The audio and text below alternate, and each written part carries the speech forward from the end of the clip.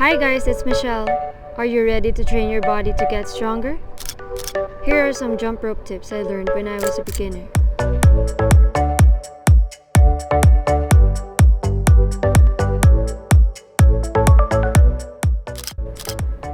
The proper attire. Before you start jumping rope, always remember to wear a cap like this one.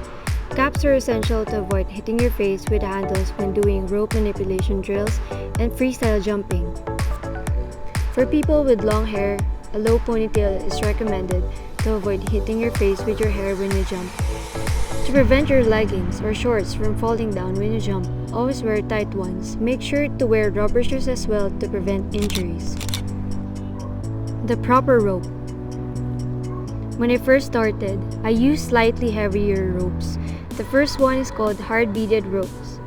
These ropes are kink-free, very easy to adjust, and have shatter-proof short handles. They are perfect for beginners who want to learn new tricks like mic releases and freestyle jumping. The second rope that I use is called PVC rope. These ropes are also adjustable, tangle-free, and it's known for its iconic anti-slip frosted handles.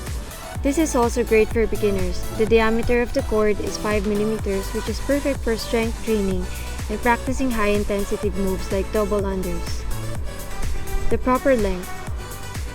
To size your PVC ropes, step on the middle of your rope, pull the handles upward until the chest area. To size your beaded jump ropes, step on the middle of your rope, pull the handles upward. The end of the rope should be until the navel area, and the end of the handles should be right below the chest area.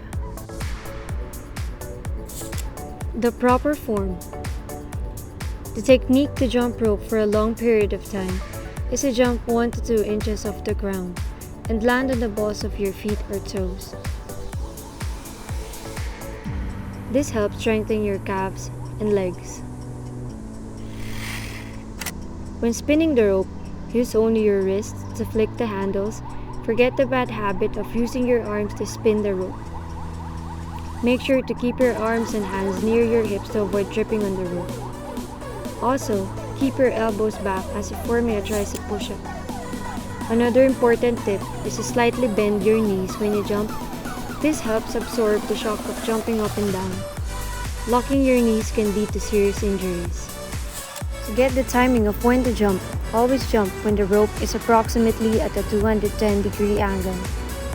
When practicing your form, always gaze forward, exhale when it's hard, straighten your back, and keep your core engaged whenever you jump.